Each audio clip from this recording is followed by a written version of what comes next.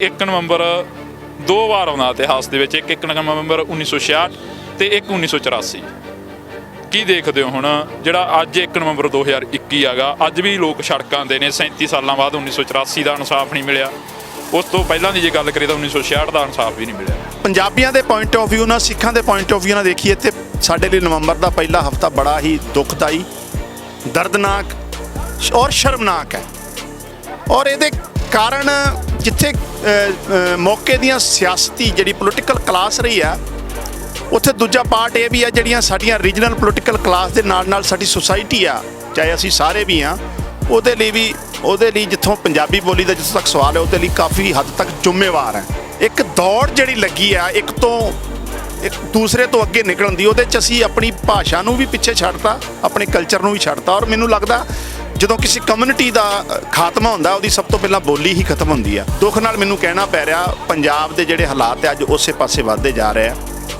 ਜੇ ਅਸੀਂ ਸਾਰਿਆਂ ਨੇ ਕਿਸਾਨੀ ਅੰਦੋਲਨ ਵਾਂਗੂ ਹਮਲਾ ਨਾ ਮਾਰਿਆ ਮਿਲ ਜੁਲ ਕੇ, और साडे जिथे इंटलैक्चुअल विद्वानां ने, नौजवानों ने, और खास कर मैं फिर कहना पोलिटिकल क्लास ने इनीशिएटिव जिम्मेवारी जवाबदेही ना निभाई तो हालात जिहड़े आ बहुत दर्दनाक, दुखदाई ते खतरनाक हो जाने।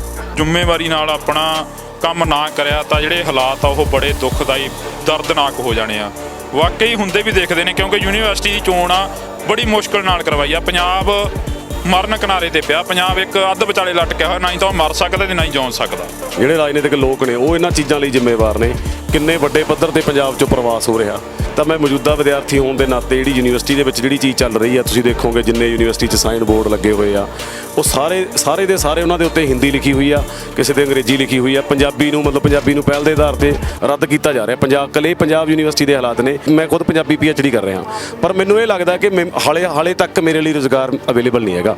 ਜੇ ਤੁਸੀਂ ਚਾਹੁੰਦੇ ਹੋ ਕਿ ਆਪਣੇ ਬੱਚੇ ਆ ਜਿਹੜੇ ਉਹ ਪੰਜਾਬੀ ਪੜ੍ਹਨ ਅੱਗੇ, ਜਾਂ ਪੰਜਾਬੀ ਬੋਲੀ ਆ ਜਿਹੜੀ ਉਹ ਅੱਗੇ ਸਾਰੇ ਲੋਕ ਉਹਦੇ ਨਾਲ ਜੁੜੇ ਰਹਿਣ, ਤਾਂ ਕਿਤੇ ਨਾ ਕਿਤੇ ਜਿਹੜੇ ਵਿਦਵਾਨ ਨੇ ਪੰਜਾਬੀ ਦੇ ਜਾਂ ਜਿਹੜੇ ਜ਼ਿੰਮੇਵਾਰ ਅਹੁਦਿਆਂ ਤੇ ਬੈਠੇ ਹੋਏ ਬੰਦੇ ਨੇ, ਉਹਨਾਂ ਨੂੰ ਇਹ ਵੀ ਚਾਹੀਦਾ ਕਿ ਆਪਾਂ ਇਸ ਭਾਸ਼ਾ ਨੂੰ ਰੁਜ਼ਗਾਰ ਦੇਣ ਦੇ ਕਾਬਿਲ ਬਣਾਈਏ।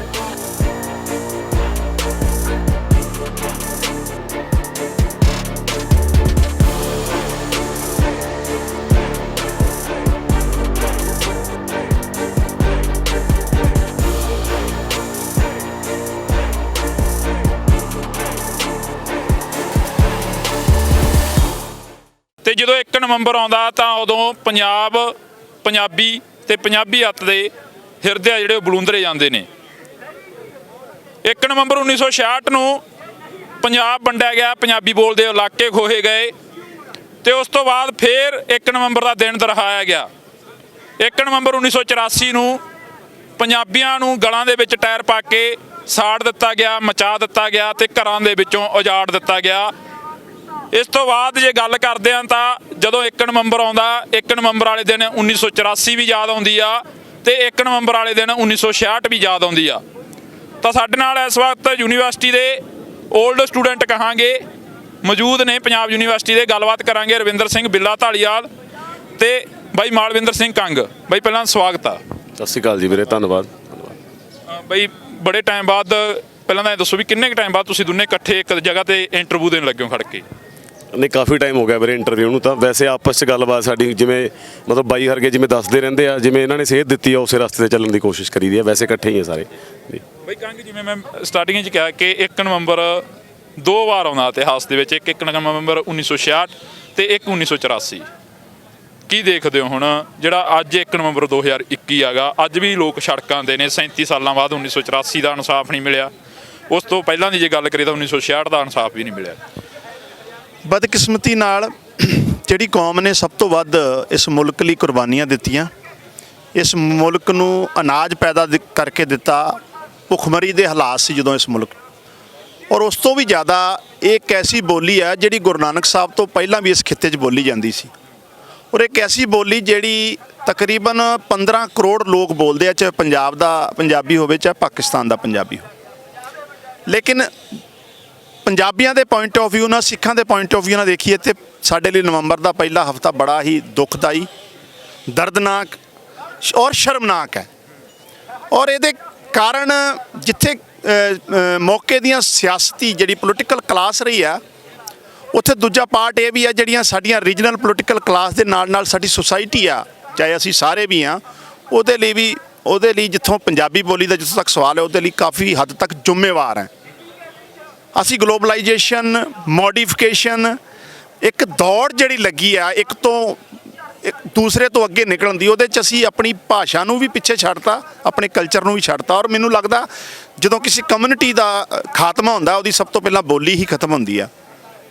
ਬਦਕਿਸਮਤੀ ਨਾਲ, ਦੁੱਖ ਨਾਲ ਮੈਨੂੰ ਕਹਿਣਾ ਪੈ ਰਿਹਾ, ਪੰਜਾਬ ਦੇ ਜਿਹੜੇ ਹਾਲਾਤ ਹੈ ਅੱਜ ਉਸੇ ਪਾਸੇ ਵੱਧਦੇ ਜਾ ਰਹੇ ਆ। ਜੇ ਅਸੀਂ ਸਾਰਿਆਂ ਨੇ ਕਿਸਾਨੀ ਅੰਦੋਲਨ ਵਾਂਗੂ ਹੰਬਲਾ ਨਾ ਮਾਰਿਆ ਮਿਲ ਜੁਲ ਕੇ, ਔਰ ਸਾਡੇ ਜਿੱਥੇ ਇੰਟੈਲੈਕਚੁਅਲ ਵਿਦਵਾਨਾਂ ਨੇ, ਨੌਜਵਾਨਾਂ ਨੇ, ਔਰ ਖਾਸ ਕਰ ਮੈਂ ਫੇਰ ਕਹਿਣਾ ਪੋਲੀਟੀਕਲ ਕਲਾਸ ਨੇ ਇਨੀਸ਼ੀਏਟਿਵ, ਜ਼ਿੰਮੇਵਾਰੀ, ਜਵਾਬਦੇਹੀ ਨਾਲ ਨਾ ਨਿਭਾਈ, ਤੇ ਹਾਲਾਤ ਜਿਹੜੇ ਆ ਬਹੁਤ ਦਰਦਨਾਕ, ਦੁਖਦਾਈ ਤੇ ਖਤਰਨਾਕ ਹੋ ਜਾਣੇ ਆ। ਜਿਵੇਂ ਬਾਈ ਨੇ ਕਿਹਾ ਕਿ ਅਸੀਂ ਜੇਕਰ ਜ਼ਿੰਮੇਵਾਰੀ ਨਾਲ ਆਪਣਾ ਕੰਮ ਨਾ ਕਰਿਆ ਤਾਂ ਜਿਹੜੇ ਹਾਲਾਤ ਆ ਉਹ ਬੜੇ ਦੁਖਦਾਈ, ਦਰਦਨਾਕ ਹੋ ਜਾਣੇ ਆ। ਵਾਕਈ ਹੁੰਦੇ ਵੀ ਦੇਖਦੇ ਨੇ, ਕਿਉਂਕਿ ਯੂਨੀਵਰਸਿਟੀ ਦੀ ਚੋਣ ਆ ਬੜੀ ਮੁਸ਼ਕਲ ਨਾਲ ਕਰਵਾਈ ਆ। ਪੰਜਾਬ ਮਰਨ ਕਿਨਾਰੇ ਤੇ ਪਿਆ, ਪੰਜਾਬ ਇੱਕ ਅੱਧ ਵਿਚਾਲੇ ਲਟਕਿਆ ਹੋਇਆ, ਨਾ ਹੀ ਤਾਂ ਉਹ ਮਰ ਸਕਦਾ ਤੇ ਨਾ ਹੀ ਜਿਉਂ ਸਕਦਾ ਜੀ। ਜਿਵੇਂ ਵੀਰੇ ਹੁਣੇ ਇਹ ਗੱਲ ਤੁਸੀਂ ਕਰਕੇ ਹਟੇ ਹੋ, ਬਾਈ ਨੇ ਇਹ ਗੱਲ ਕਹੀ ਆ ਕਿ ਰਾਜਨੀਤਿਕ ਕਲਾਸ ਆ ਜਿਹੜੇ ਰਾਜਨੀਤਿਕ ਲੋਕ ਨੇ ਉਹ ਇਹਨਾਂ ਚੀਜ਼ਾਂ ਲਈ ਜ਼ਿੰਮੇਵਾਰ ਨੇ। ਕਿੰਨੇ ਵੱਡੇ ਪੱਧਰ ਤੇ ਪੰਜਾਬ 'ਚੋਂ ਪ੍ਰਵਾਸ ਹੋ ਰਿਹਾ। ਜਿਵੇਂ ਤੁਸੀਂ ਕਿਹਾ ਸੀ ਕਿ 올ਡ ਸਟੂਡੈਂਟ, ਮੈਂ ਯੂਨੀਵਰਸਿਟੀ ਦਾ ਮੌਜੂਦਾ ਵਿਦਿਆਰਥੀ ਹਾਂ, ਪੰਜਾਬ ਯੂਨੀਵਰਸਿਟੀ ਦਾ। ਤਾਂ ਮੈਂ ਮੌਜੂਦਾ ਵਿਦਿਆਰਥੀ ਹੋਣ ਦੇ ਨਾਤੇ ਜਿਹੜੀ ਯੂਨੀਵਰਸਿਟੀ ਦੇ ਵਿੱਚ ਜਿਹੜੀ ਚੀਜ਼ ਚੱਲ ਰਹੀ ਆ, ਤੁਸੀਂ ਦੇਖੋਗੇ ਜਿੰਨੇ ਯੂਨੀਵਰਸਿਟੀ 'ਚ ਸਾਈਨ ਬੋਰਡ ਲੱਗੇ ਹੋਏ ਆ, ਉਹ ਸਾਰੇ ਦੇ ਸਾਰੇ ਉਹਨਾਂ ਦੇ ਉੱਤੇ ਹਿੰਦੀ ਲਿਖੀ ਹੋਈ ਆ, ਕਿਸੇ ਦੇ ਅੰਗਰੇਜ਼ੀ ਲਿਖੀ ਹੋਈ ਆ। ਪੰਜਾਬੀ ਨੂੰ ਪਹਿਲ ਦੇ ਆਧਾਰ ਤੇ ਰੱਦ ਕੀਤਾ ਜਾ ਰਿਹਾ। ਪੰਜਾਬ ਯੂਨੀਵਰਸਿਟੀ ਦੇ ਹਾਲਾਤ ਨੇ, ਜਿਹੜੀ ਯੂਨੀਵਰਸਿਟੀ ਪੰਜਾਬ ਦੇ ਨਾਂ ਤੇ ਬਣੀ ਹੋਈ ਆ ਤੇ ਪੰਜਾਬ ਦੇ ਪਿੰਡਾਂ ਦੀ ਜਿਹੜੀ ਜਗ੍ਹਾ ਉਹਦੇ ਉੱਤੇ ਬਣੀ ਹੋਈ ਆ। ਤਾਂ ਇਹ ਆਪਾਂ ਇਹ ਚੀਜ਼ ਕਹਿ ਸਕਦੇ ਹਾਂ ਕਿ ਰਾਜਨੀਤਿਕ ਸਥਿਰਤਾ ਜਿਹੜੀ ਪਿੱਛੇ ਪੰਜਾਬ 'ਚ ਆਈ ਆ ਪਿਛਲੇ ਕੁਝ ਸਮੇਂ ਤੋਂ ਨਾ, ਉਹਦੇ ਕਰਕੇ ਜਿਹੜਾ ਜੇ ਹੁਣ ਵਿਦਿਆਰਥੀ ਨੇ ਜਿਹੜੇ, ਜੇ ਤੁਸੀਂ ਉਹਨਾਂ ਨੂੰ ਪੰਜਾਬੀ ਬੋਲੀ, ਜਿਵੇਂ ਮੈਂ ਖੁਦ ਪੰਜਾਬੀ PhD ਕਰ ਰਿਹਾ, ਪਰ ਮੈਨੂੰ ਇਹ ਲੱਗਦਾ ਕਿ ਹਾਲੇ ਤੱਕ ਮੇਰੇ ਲਈ ਰੁਜ਼ਗਾਰ ਅਵੇਲੇਬਲ ਨਹੀਂ ਹੈਗਾ। ਜੇ ਹੋਊਗਾ ਵੀ ਤਾਂ ਉਹ 'ਚ ਬਹੁਤ ਜ਼ਿਆਦਾ ਮੁਕਾਬਲਾ ਹੋਊਗਾ ਨਾ। ਤਾਂ ਇਹ ਗੱਲ ਆ ਵੀ ਜਿੰਨਾ ਚਿਰ ਕੋਈ ਭਾਸ਼ਾ ਜਿਹੜੀ ਉਹਨੂੰ ਆਪਾਂ ਰੁਜ਼ਗਾਰ ਦੇ ਕਾਬਿਲ ਨਹੀਂ ਬਣਾਉਂਦੇ, ਦੂਜਾ ਪੱਖ ਇਹ ਵੀ ਆ, ਜੇ ਤੁਸੀਂ ਚਾਹੁੰਦੇ ਹੋ ਕਿ ਆਪਣੇ ਬੱਚੇ ਆ ਜਿਹੜੇ ਉਹ ਪੰਜਾਬੀ ਪੜ੍ਹਨ ਅੱਗੇ, ਜਾਂ ਪੰਜਾਬੀ ਬੋਲੀ ਆ ਜਿਹੜੀ ਉਹ ਅੱਗੇ ਸਾਰੇ ਲੋਕ ਉਹਦੇ ਨਾਲ ਜੁੜੇ ਰਹਿਣ, ਤਾਂ ਕਿਤੇ ਨਾ ਕਿਤੇ ਜਿਹੜੇ ਵਿਦਵਾਨ ਨੇ ਪੰਜਾਬੀ ਦੇ, ਜਾਂ ਜਿਹੜੇ ਜ਼ਿੰਮੇਵਾਰ ਅਹੁਦਿਆਂ ਤੇ ਬੈਠੇ ਹੋਏ ਬੰਦੇ ਨੇ, ਉਹਨਾਂ ਨੂੰ ਇਹ ਵੀ ਚਾਹੀਦਾ ਕਿ ਆਪਾਂ ਇਸ ਭਾਸ਼ਾ ਨੂੰ ਰੁਜ਼ਗਾਰ ਦੇਣ ਦੇ ਕਾਬਿਲ ਬਣਾਈਏ। ਤਾਂ ਜਿਵੇਂ ਹੁਣ ਮਲਟੀਮੀਡੀਆ ਦਾ ਟਾਈਮ ਆ, ਜਿਵੇਂ ਤੁਸੀਂ ਪੰਜਾਬੀ ਚੈਨਲ ਦੇ ਵਿੱਚ ਕੰਮ ਕਰਦੇ ਹੋ, ਕਿੰਨੇ ਹੀ ਪੰਜਾਬੀ ਦੇ ਜਿਹੜੇ ਹੈਗੇ ਨੇ ਨਿਊਜ਼ ਚੈਨਲ ਨੇ, ਮੀਡੀਆ ਹਾਊਸ ਪੰਜਾਬੀ ਦੇ ਖੁੱਲ੍ਹ ਚੁੱਕੇ ਆ। ਪੰਜਾਬੀ ਸਿਨੇਮਾ ਜਿਹੜਾ ਉਹ ਦਿਨੋਂ ਦਿਨ ਗਰੋ ਕਰ ਰਿਹਾ, ਜਿੰਨਾ ਹੋਰ ਵੀ ਪੰਜਾਬੀ ਆਰਟ ਆ ਜਿਹੜਾ।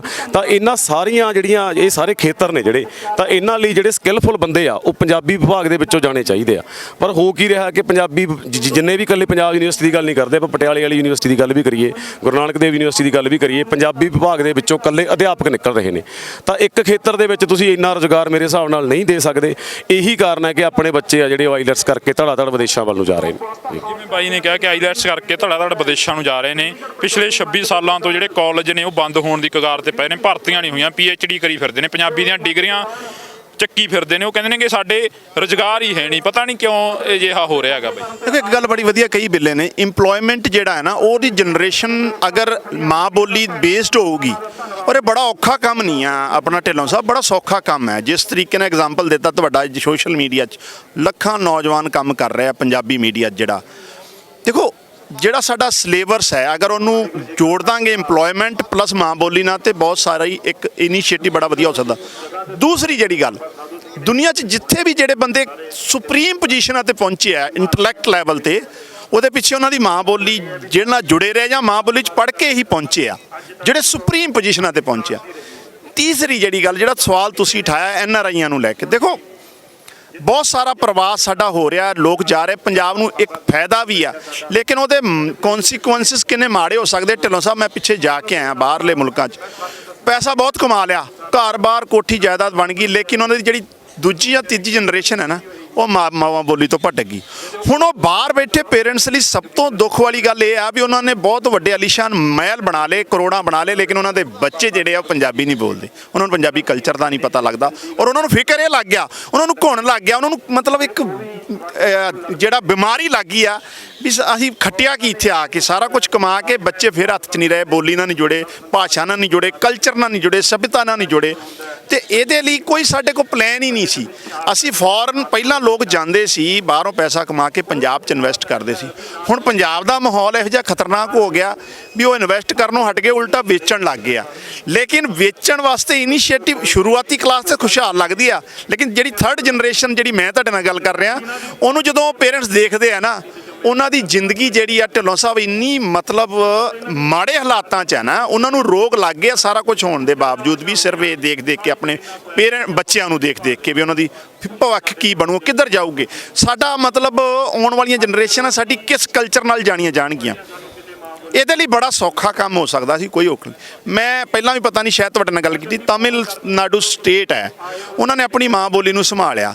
ਸੈਂਟਰ ਵੱਲੋਂ ਕੋਈ ਵੀ ਨੋਟੀਫਿਕੇਸ਼ਨ ਜਾਂਦਾ, ਜਦੋਂ ਇੱਕ ਭਾਸ਼ਾ ਇੱਕ ਦੇਸ਼ ਵਾਲੀ ਗੱਲ ਕਰਦੇ ਉਹ ਆਪਣੀ ਅਸੈਂਬਲੀ 'ਚ ਰੈਜ਼ੋਲੂਸ਼ਨ ਲਿਆ ਕੇ ਸਿਰੇ ਤੋਂ ਨਕਾਰ ਦਿੰਦੇ ਆ ਵੀ ਆਪਣੀ ਬੋਲੀ ਨੂੰ ਸੁਪਰੀਮ ਰੱਖਾਂਗੇ, ਸੈਕੰਡ ਭਾਸ਼ਾ ਸਾਰੀਆਂ ਸਿੱਖੋ, ਕੋਈ ਦਿੱਕਤ ਨਹੀਂ, ਪੰਜਾਬੀ ਵੀ ਸਿੱਖਣ। ਲੇਕਿਨ ਪੰਜਾਬ 'ਚ ਉਲਟਾ ਹੋ ਰਿਹਾ ਵੀ ਪੰਜਾਬੀ ਖਤਮ ਕਰਨੀ ਆ। ਦੇਖੋ ਛੋਟੀਆਂ ਗੱਲਾਂ ਮੈਂ ਗਣਾਉਣਾ, ATM ਲਾਏ ਜਾਂਦੇ ਆ, ਉਹ 'ਚ ਪੰਜਾਬੀ ਆਪਸ਼ਨ ਨਹੀਂ ਹੋਊਗੀ। ਜਿਹੜਾ ਐਡਮਿਨਿਸਟ੍ਰੇਸ਼ਨ ਨਾਲ ਕਮਿਊਨੀਕੇਟ ਹੋਣਾ ਆ, ਤੁਸੀਂ ਉਹਦੇ 'ਚ ਪੰਜਾਬੀ ਬੋਲੀ, ਅੱਛਾ ਤੁਸੀਂ ਪੰਜਾਬੀ 'ਚ ਕਿਤੇ ਐਪਲੀਕੇਸ਼ਨ ਕਿਸੇ ਸਰਕਾਰੀ ਦਫ਼ਤਰ ਦੇ ਜੋ, ਤੁਹਾਡੀ ਐਪਲੀਕੇਸ਼ਨ ਤੇ ਕਿਸੇ ਨੇ ਗੌਰ ਹੀ ਨਹੀਂ ਕਰਨਾ। ਵੱਡੀ ਤਰਾਸਦੀ ਆ, ਔਰ ਇਹਦਾ ਬੜਾ ਮਤਲਬ ਇਹਦੇ ਪਰਿਣਾਮ ਬੜੇ ਮਾੜੇ ਹੋਣੇ ਆ। ਗੱਲ ਇਹ ਆ, ਇਹ 'ਚ ਬੜੀ ਸ਼ਾਨਦਾਰ ਤਰੀਕੇ ਨਾਲ ਪਾਲਿਸੀ ਨਾਲ ਆਪਾਂ ਕਰ ਸਕਦੇ ਆ। ਇੱਕ ਪਾਸੇ ਸਾਡੇ ਕੋਲ ਬੜੇ ਵੱਡੇ ਅਦਾਰੇ SGPC ਹੋਏ, ਸਾਡੀਆਂ ਹੋਰ ਸੰਸਥਾਵਾਂ ਆ, ਜਿਨ੍ਹਾਂ ਦਾ ਬੇਸਿਕਲੀ ਜਿਹੜੀਆਂ ਹੋਂਦ 'ਚ ਤਾਂ ਆਈਆਂ ਵੀ ਪੰਜਾਬ ਨੂੰ, ਪੰਜਾਬੀ ਨੂੰ, ਸਿੱਖੀ ਨੂੰ ਬਚਾਉਣਾ ਹੈ। ਹਾਲਾਤ ਇਹ ਆ ਵੀ ਜਿਹੜੀ ਯੂਨੀਵਰਸਿਟੀ ਆ, ਗੁਰੂ ਗ੍ਰੰਥ ਸਾਹਿਬ ਯੂਨੀਵਰਸਿਟੀ ਫਤਿਹਗੜ੍ਹ ਸਾਹਿਬ, ਉਹਦੇ ਹੋਰਡਿੰਗ ਬੋਰਡਿੰਗ ਜਿੰਨੇ ਬੋਰਡ ਲੱਗੇ ਉੱਥੇ ਪੰਜਾਬੀ ਭਾਸ਼ਾ ਹੀ ਨਹੀਂ ਹੈਗੀ। ਇਸ ਤੋਂ ਮਾੜੀ ਤਰਾਸਦੀ ਕੀ ਹੋ ਸਕਦੀ ਆ। ਸੋ ਇਹਦੇ ਲਈ ਮੈਨੂੰ ਲੱਗਦਾ ਆ ਜਿੱਥੇ ਸੁਸਾਇਟੀ ਨੂੰ ਜਾਗਣ ਦੀ ਲੋੜ ਹੈ, ਉੱਥੇ ਪੰਜਾਬ ਦੀ ਪੋਲੀਟੀਕਲ ਕਲਾਸ ਨੂੰ, ਰੀਜਨਲ ਪੋਲੀਟੀਕਲ ਕਲਾਸ ਕੋਈ ਵੀ ਹੋਵੇ, ਉਹਨੂੰ ਜਵਾਬਦੇਹੀ ਤੈਅ ਕਰਨੀ ਪੈਣੀ ਹੈ ਭਾਸ਼ਾ ਦੇ ਆਧਾਰ ਤੇ। ਜਿਵੇਂ ਬਾਈ ਨੇ ਕਿਹਾ ਕਿ ਗੁਰੂ ਗ੍ਰੰਥ ਸਾਹਿਬ ਯੂਨੀਵਰਸਿਟੀ ਦੀ ਉਦਾਹਰਨ ਦਿੱਤੀ ਆ, ਜੇ ਇਹ ਮੈਂ ਸਵੇਰੇ ਵੀ ਤੁਹਾਨੂੰ ਫੋਟੋ ਦਿਖਾ ਰਿਹਾ ਸੀ, ਇੱਕ ਡਿਪਾਰਟਮੈਂਟ ਆਫ ਪੰਜਾਬੀ ਲਿਖਿਆ ਹੋਇਆ ਹੈਗਾ। ਆਪਾਂ ਉਹ ਗੱਲਾਂ ਅਕਸਰ ਸਾਂਝੀਆਂ ਕਰਦੇ ਰਹਿੰਦੇ ਆ। ਤੇ ਤੁਸੀਂ ਕਿਹਾ ਸੀ ਕਿ ਜਦੋਂ ਰਾਜਨੀਤੀ 'ਚ ਆਏ ਤਾਂ ਪਜਾਮਾ ਟੰਗ ਹੀ ਲਿਆ ਤਾਂ ਸਾਰਾ ਗੰਦ ਸਾਫ਼ ਕਰਾਂਗੇ। ਪਹਿਲ ਮੁੱਦਾ ਕੀ ਹੋਊਗਾ? ਬਿੱਲਾ ਧਾਲੀਵਾਲ ਦਾ ਹੁਣ ਯੂਨੀਵਰਸਿਟੀ ਦੇ ਵਿੱਚੋਂ ਜਿੱਤ ਗਿਆ, ਨਾਲੇ ਮੁਬਾਰਕਾਂ ਵੀ ਦੇਵਾਂਗੇ ਅਸੀਂ ਨਾਲ। ਨਹੀਂ, ਮਿਹਰਬਾਨੀ ਵੀਰੇ, ਬਹੁਤ ਜਿਵੇਂ ਤੁਸੀਂ ਗੱਲ ਕੀਤੀ ਹੈ ਗੁਰੂ ਕਾਸ਼ੀ ਦੀ, ਹੁਣ ਪਿੱਛੇ ਜੇ ਇੱਕ ਮਸਲਾ ਵੀ ਹੋਇਆ ਸੀ, ਉੱਥੇ ਮੈਂ ਤੇ ਬਾਈ ਲੱਖਾ ਸਿਧਾਣਾ ਸੀ, ਪਹੁੰਚੇ ਵੀ ਸੀਗੇ। ਉਹਨਾਂ ਨੇ ਗੁਰੂ ਕਾਸ਼ੀ ਕਾਲਜ ਦਾ ਨਾਮ ਬਦਲ ਕੇ ਉਹਦਾ ਨਾਂ ਪੰਜਾਬੀ ਯੂਨੀਵਰਸਿਟੀ ਸਾਊਥ ਕੈਂਪਸ ਰੱਖ ਦਿੱਤਾ ਗਿਆ ਸੀ। ਤਾਂ ਇੱਕ ਤਾਂ ਜਿਹੜਾ ਐਡਾ ਮਾਣ ਮੱਤਾ ਨਾਂ ਜਿਹੜੀ ਚੀਜ਼ ਆਪਣੇ ਇਤਿਹਾਸ ਨਾਲ ਜੁੜਦੀ ਆ, ਉਹਨੂੰ ਹਟਾਇਆ ਗਿਆ। ਦੂਜਾ ਜਿਹੜਾ ਉਹਦੇ 'ਚ ਇੱਕ ਬਹੁਤ ਵੱਡੀ ਚੀਜ਼ ਸੀ ਜਿਹੜੀ, ਉਹ ਇਹ ਸੀਗੀ ਕਿ ਇੱਕ ਨਾ BSc ਐਗਰੀਕਲਚਰ ਦਾ ਕੋਰਸ ਹੁੰਦਾ ਹੈ, BSc ਐਗਰੀਕਲਚਰ, BSc ਖੇਤੀਬਾੜੀ ਦੀ ਹੁੰਦੀ ਆ। ਉਹ ਇਦੋਂ ਪਹਿਲਾਂ ਸਰਕਾਰੀ ਕਾਲਜਾਂ ਦੇ ਵਿੱਚ ਬਰਜਿੰਦਰਾ ਕਾਲਜ 'ਚ ਹੁੰਦੀ ਆ, ਜਾਂ ਉਹ ਗੁਰੂ ਕਾਸ਼ੀ ਕਾਲਜ 'ਚ ਹੁੰਦੀ ਸੀ। ਤੇ ਅੱਜ ਦੇ ਸਮੇਂ ਦੀ ਜੇ ਆਪਾਂ ਗੱਲ ਕਰੀਏ ਤਾਂ ਰੁਜ਼ਗਾਰ ਦੇਣ ਵਾਲਾ ਜਿਹੜਾ ਖੇਤਰ ਹੈ, ਮਤਲਬ ਰੁਜ਼ਗਾਰ ਦੇਣ ਵਾਲੀ ਪੜ੍ਹਾਈ ਆ, ਉਹ BSc ਐਗਰੀਕਲਚਰ ਹੀ ਬਚੀ ਆ, ਜਿਹਦੇ 'ਚੋਂ ਜ਼ਿਆਦਾਤਰ ਬੱਚਿਆਂ ਨੂੰ ਰੁਜ਼ਗਾਰ ਮਿਲਦਾ। ਤਾਂ ਇੱਕ ਹੁੰਦੀ ਆ ਪੰਜਾਬ ਐਗਰੀਕਲਚਰ ਯੂਨੀਵਰਸਿਟੀ 'ਚ, ਕੁਝ ਪੰਜਾਬ ਦੇ ਸਰਕਾਰੀ ਕਾਲਜਾਂ ਸੀ, ਜਿਨ੍ਹਾਂ ਦੇ ਵਿੱਚੋਂ ਬਰਜਿੰਦਰਾ ਕਾਲਜ ਫਰੀਦਕੋਟ ਤੇ ਤਲਵੰਡੀ ਸਾਬੋ ਵਾਲਾ ਗੁਰੂ ਕਾਸ਼ੀ ਕਾਲਜ। ਤਾਂ ਹੁਣ ਇਹਨਾਂ ਨੇ ਇੱਕ ਕੋਈ ਉੱਚ ਸਿੱਖਿਆ ਨਾਲ ਸੰਬੰਧਿਤ ਇੱਕ ਨਵਾਂ ਨਿਯਮ ਬਣਿਆ। ਉਸ ਨਿਯਮ ਦੇ ਵਿੱਚ ਇਹ ਆ ਕਿ ਘੱਟੋ ਘੱਟ ਤੁਹਾਡੇ ਕੋਲੇ 40 ਕਿੱਲੇ ਜ਼ਮੀਨ ਹੋਣੀ ਚਾਹੀਦੀ ਹੈ ਕਾਲਜ ਕੋਲੇ ਖੇਤੀ ਕਰਨ ਲਈ, ਜੇ ਤੁਸੀਂ ਉਹ ਕੋਰਸ ਰੱਖਣਾ। ਤਾਂ ਇਹੋ ਜਿਹੇ ਕੁਝ ਜਿਹੜੇ ਹੈਗੇ ਟੈਕਨੀਕਲ ਬਹਾਨੇ ਬਣਾ ਕੇ ਗੁਰੂ ਕਾਸ਼ੀ ਕਾਲਜ 'ਚੋਂ ਤੇ ਬਰਜਿੰਦਰਾ ਕਾਲਜ ਫਰੀਦਕੋਟ, ਇਹਨਾਂ ਦੋਵਾਂ 'ਚੋਂ ਕੋਰਸ ਹਟਾ ਦਿੱਤਾ ਗਿਆ। ਕਾਰਨ ਕੀ ਹੈ? ਕਿਉਂਕਿ ਇਹਨਾਂ ਸਰਕਾਰੀ ਕਾਲਜਾਂ ਦੇ ਵਿੱਚ ਉਹਦੀ ਫੀਸ ਸੀਗੀ 10,000 ਰੁਪਏ ਸਮੈਸਟਰ, ਤੇ ਜੇ ਤੁਸੀਂ ਕਿਸੇ ਪ੍ਰਾਈਵੇਟ ਥਾਂ ਤੇ ਕਰੋਗੇ ਤਾਂ ਤਕਰੀਬਨ 1.5 ਲੱਖ ਰੁਪਏ ਸਮੈਸਟਰ ਹੈ। ਤੇ ਮਜਬੂਰੀ ਹੈ, ਕਿਉਂਕਿ ਅੱਜ ਦੇ ਸਮੇਂ 'ਚ ਬਹੁਤ ਘੱਟ ਇਹੋ ਜਿਹੀ ਪੜ੍ਹਾਈ ਬਚੀ ਆ ਜਿਹੜੀ ਬੱਚਿਆਂ ਨੂੰ ਰੁਜ਼ਗਾਰ ਦੇ ਰਹੀ ਆ। ਕਿਉਂਕਿ ਦੂਜੀਆਂ ਜਿਹੜੀਆਂ ਨਾਰਮਲ ਆਰਟਸ ਦੀ BA ਆ ਜਾਂ MA ਆ, ਉਹਨਾਂ ਤੋਂ ਰੁਜ਼ਗਾਰ ਨਹੀਂ ਅਵੇਲੇਬਲ ਹੈਗਾ ਨਾ। ਤਾਂ ਇਹੋ ਜਿਹੀਆਂ ਜਿਹੜੀਆਂ ਚਾਲਾਂ ਨੇ, ਇਹ ਇਕੱਲੀ ਪੰਜਾਬ ਯੂਨੀਵਰਸਿਟੀ ਨਾਲ ਸੰਬੰਧਿਤ ਨਹੀਂ ਹੈਗੀਆਂ ਚੀਜ਼ਾਂ, ਇਹ ਸਾਰੇ ਐਜੂਕੇਸ਼ਨ ਸਿਸਟਮ ਦੇ ਵਿੱਚ ਬੁਰਾ ਹਾਲ ਆ। ਸਾਰੀਆਂ ਚੀਜ਼ਾਂ ਲਈ ਲੜਨ ਦੀ ਲੋੜ ਆ। ਬਾਕੀ ਮੈਂ ਫਰੀਦਕੋਟ ਵੀ ਜਾ ਕੇ ਆਇਆ, ਜਿੰਨਾ ਕਿ ਮੇਰੇ ਤੋਂ ਹੋਇਆ। ਹੋਰ ਵੀ ਜਿੰਨੇ ਪੰਜਾਬ ਦੇ ਵਿੱਚ ਜਿਹੜੇ ਲੋਕ ਐਕਟਿਵਿਸਟ ਹੈਗੇ ਨੇ, ਚਾਹੇ ਉਹ ਸਮਾਜ ਸੇਵਕ ਨੇ ਜਾਂ ਜਿਹੜੇ ਰਾਜਨੀਤੀ 'ਚ ਅੱਗੇ ਆਉਣ ਦੀ ਇੱਛਾ ਰੱਖਦੇ ਨੇ ਜਾਂ ਮੌਜੂਦਾ ਦੌਰ 'ਚ ਹੈਗੇ ਨੇ, ਉਹਨਾਂ ਨੂੰ ਇਹ ਬੇਨਤੀ ਆ ਕਿ ਇਹ ਬਹੁਤ ਵੱਡਾ ਮਸਲਾ ਕਿ ਪੰਜਾਬ ਦੇ 2 ਸਰਕਾਰੀ ਕਾਲਜਾਂ 'ਚੋਂ ਮੌਜੂਦਾ ਜਿਹੜੀ ਰੁਜ਼ਗਾਰ ਦੇਣ ਵਾਲੀ ਪੜ੍ਹਾਈ ਆ, ਉਹ ਹਟਾ ਦਿੱਤੀ ਗਈ ਆ। ਜਿਵੇਂ ਬਾਈ ਨੇ ਕਿਹਾ ਕਿ ਜਿਹੜੀ ਰੁਜ਼ਗਾਰ ਦੇਣ ਵਾਲੀ ਪੜ੍ਹਾਈ ਆ, ਉਹ ਹਟਾ ਦਿੱਤੀ ਗਈ। ਕਿਤੇ ਨਾ ਕਿਤੇ ਜਾ ਕੇ ਕਾਲਜਾਂ ਦੇ ਵਿੱਚ ਪੰਜਾਬੀ ਬੋਲੀ ਦੇ ਉੱਪਰ ਵੀ ਹਮਲੇ ਹੁੰਦੇ ਨੇ, ਉਹ ਵੀ ਤੁਸੀਂ ਅਕਸਰ ਹੀ ਦੇਖਦੇ ਹੋਵੋਗੇ। ਕਾਲਜਾਂ ਦੇ ਵਿੱਚ ਤੁਸੀਂ ਵੀ ਪੜ੍ਹੇ ਹੋ, ਯੂਨੀਵਰਸਿਟੀ ਦੇ ਵਿੱਚ ਵੀ ਪੜ੍ਹੇ ਹੋਵੋਗੇ। ਉਹ ਇੱਕ ਨਾ ਜਿਹੜੀ ਤੈਅ ਮਿੱਥੀ ਇੱਕ ਸਾਜ਼ਿਸ਼ ਦੇ ਰਾਹੀਂ ਕੀਤਾ ਜਾ ਰਿਹਾ ਹੈ। ਇਹ ਸਾਰੇ ਜਦੋਂ ਆਪਾਂ ਚਾਰੇ ਪਾਸਿਓਂ ਅਟੈਕ ਨੇ ਨਾ ਬੋਲੀ ਤੇ, ਉਸ ਅਟੈਕ ਦਾ ਇੱਕ ਹਿੱਸਾ ਆ ਵੀ ਐਜੂਕੇਸ਼ਨ ਇੰਸਟੀਚਿਊਟ ਤੋਂ ਬੋਲੀ ਨੂੰ ਕਿਸ ਤਰ੍ਹਾਂ ਕੱਢਣਾ ਹੈ, ਸਰਕਾਰੀ ਦਫ਼ਤਰਾਂ ਤੋਂ ਕਿਸ ਤਰ੍ਹਾਂ ਕੱਢਣਾ ਹੈ, ਜਰਨਲ ਭਾਸ਼ਾ 'ਚੋਂ। ਜਦੋਂ ਆਪਾਂ ਦੁਕਾਨ ਤੇ ਜਾਂਦੇ ਹਾਂ, ਅੱਛਾ, ਪੰਜਾਬੀ 'ਚ ਸਾਡੇ ਵੀ ਲੋਕ ਬੋਲ ਕੇ ਨਹੀਂ ਰਾਜੀ, ਉਹ ਵੀ ਹਿੰਦੀ ਜੇ ਨਹੀਂ ਵੀ ਆਉਂਦੀ ਨਾ ਤਾਂ ਵੀ ਬੋਲਣਗੇ, ਹਿੰਦੀ ਦੱਸਣਗੇ। ਅਸੀਂ ਆਪਣੇ ਆਪ ਨੂੰ ਆਪ ਹੀ ਪਿੱਛੇ ਮਤਲਬ ਨਾ ਹੀਨ ਭਾਵਨਾ ਮਹਿਸੂਸ ਕਰ ਰਹੇ ਹਾਂ। ਸਭ ਤੋਂ ਪਹਿਲਾਂ ਤਾਂ ਪ੍ਰਾਊਡ ਫੀਲ ਕਰਨਾ ਪਊਗਾ ਆਪਣੀ ਬੋਲੀ ਤੇ, ਆਪਣੀ ਭਾਸ਼ਾ ਤੇ ਵੀ ਪ੍ਰਾਊਡ ਮਹਿਸੂਸ ਕਰਨਾ ਪਊਗਾ। ਜੇ ਤੁਸੀਂ ਵਾਕਈ ਉਹਦੀ ਐਗਜ਼ਿਸਟੈਂਸ ਨੂੰ ਬਚਾਉਣਾ ਆ ਤੇ ਅਸੀਂ ਆਪਣੀ ਹੀਨ ਭਾਵਨਾ ਇਸੇ ਗੱਲ ਤੇ ਪੰਜਾਬੀ ਬੋਲਦੇ ਹਾਂ ਤੇ ਸਾਡੀ ਹੀਨ, ਮੈਨੂੰ ਲੱਗਦਾ ਇਸ ਤੋਂ ਮੰਦਭਾਗੀ ਕੋਈ ਗੱਲ ਨਹੀਂ ਹੋ ਸਕਦੀ। ਹਾਂ, ਐਜੂਕੇਸ਼ਨ ਇੰਸਟੀਚਿਊਟ ਜਿਸ ਤਰ੍ਹਾਂ ਜਿਹੜੇ ਸਾਡੇ ਨੁਮਾਇੰਦੇ ਆ, ਜਾਗਰੂਕ ਨੁਮਾਇੰਦੇ ਆ, ਉਹਨਾਂ ਦੀ ਜਵਾਬਦੇਹੀ ਤੈਅ ਕਰਾਂਗੇ ਤੇ ਉਹ ਆਪਣਾ ਰੋਲ ਅਗਰ ਅਦਾ ਕਰਨਗੇ ਤੇ ਇਹ ਚੀਜ਼ ਨੂੰ ਮੋੜਾ ਪਾਇਆ ਜਾ ਸਕਦਾ, ਕੋਈ ਏਡੀ ਵੱਡੀ ਗੱਲ ਨਹੀਂ। ਤਾਂ ਅਸੀਂ ਇਸ ਵਕਤ ਖੜੇ ਹੋਏ ਸੀਗੇ ਬਾਈ ਮਾਲਵਿੰਦਰ ਸਿੰਘ ਕੰਗ ਤੇ ਬਾਈ ਰਵਿੰਦਰ ਸਿੰਘ ਢਾਲੀਵਾਲ, ਜਿਹੜਾ ਕਿ ਬਿੱਲਾ ਢਾਲੀਵਾਲ ਦੇ ਨਾਂ ਨਾਲ ਜਾਣੇ ਜਾਂਦੇ ਨੇ। ਯੂਨੀਵਰਸਿਟੀ ਦੇ ਮਾਲਵਿੰਦਰ ਸਿੰਘ ਕੰਗ ਜਿਹੜੇ ਕਿ ਪਾਸ ਆਊਟ ਹੋ ਚੁੱਕੇ ਸਟੂਡੈਂਟ ਨੇ, ਤੇ ਰਵਿੰਦਰ ਸਿੰਘ ਬਿੱਲਾ ਢਾਲੀਵਾਲ ਉੱਥੇ ਮੌਜੂਦਾ ਸਟੂਡੈਂਟ ਨੇ ਜਿਹੜੇ ਕਿ PhD ਕਰ ਰਹੇ ਨੇ। ਤਾਂ ਆਖਰ ਇਹ ਇੱਕ ਦਰਦ ਆ ਜਿਹੜਾ ਕਿ ਇਹ ਦਿਲਾਂ ਦੇ ਵਿੱਚੋਂ ਝਲਕਦਾ ਨਜ਼ਰ ਆਇਆ ਇਹਨਾਂ ਦੋਨਾਂ ਸਟੂਡੈਂਟਾਂ ਦੇ। ਇਹਨਾਂ ਦਾ ਕਹਿਣਾ ਹੈ ਕਿ ਜੇਕਰ ਅਸੀਂ ਪੰਜਾਬ ਦੇ ਵਿੱਚ ਰਹਿਣਾ ਜਾਂ ਅਸੀਂ ਆਪਣੀ ਬੋਲੀ ਨੂੰ ਬਚਾਉਣਾ ਤਾਂ ਪਹਿਲਾਂ ਸਾਨੂੰ ਉਸ ਬੋਲੀ ਦੇ ਉੱਪਰ ਮਾਣ ਮਹਿਸੂਸ ਕਰਨਾ ਪਊਗਾ। ਪਹਿਲਾਂ ਸਾਨੂੰ ਇਹ ਕਹਿਣਾ ਪਊਗਾ ਕਿ ਅਸੀਂ ਪੰਜਾਬੀ ਆ, ਸਾਨੂੰ ਪੰਜਾਬੀ ਹੋਣ ਦੇ ਉੱਪਰ ਮਾਣ ਆ। ਤਾਂ ਸਾਡੀ ਵੀ ਕੋਸ਼ਿਸ਼ ਰਹੇਗੀ ਕਿ ਜਿਹੜੇ ਪੰਜਾਬੀ ਬੋਲੀ ਨੂੰ ਪਿਆਰ ਕਰਦੇ ਨੇ, ਪੰਜਾਬ ਨੂੰ ਪਿਆਰ ਕਰਦੇ ਨੇ, ਪੰਜਾਬੀਅਤ ਨੂੰ ਪਿਆਰ ਕਰਦੇ ਨੇ, ਉਹਨਾਂ ਨਾਲ ਅਸੀਂ ਗੱਲਬਾਤ ਕਰਦੇ ਰਹੀਏ। ਤਾਂ ਜੁੜੇ ਰਹੋ KTV ਦੇ ਨਾਲ, ਮੇਰੇ ਸਹਿਯੋਗੀ ਸਾਥੀ ਅਲਜਿੰਦਰ ਦੇ ਨਾਲ। ਮੈਨੂੰ ਹਰਜਿੰਦਰ ਸਿੰਘ ਢਿੱਲੋਂ ਨੂੰ ਦਿਓ ਜੀ ਇਜਾਜ਼ਤ। ਧੰਨਵਾਦ।